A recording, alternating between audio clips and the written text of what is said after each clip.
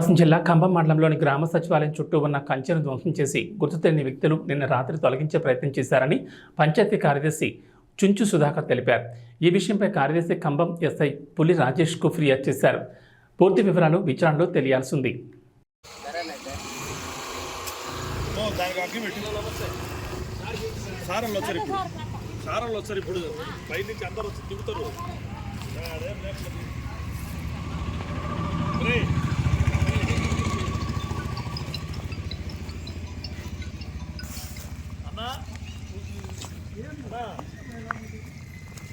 అది దాని మీద దాంట్లో లేదు కానీ ఆర్సీలో లేదు. అది 800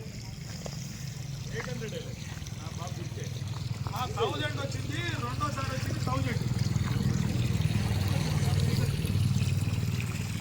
100%. ఇప్పుడు ఆ వెహికల్లో మనము నెట్లో చెక్ చేద్దామా, లేకపోతే నెట్లో చెక్ చేద్దాం.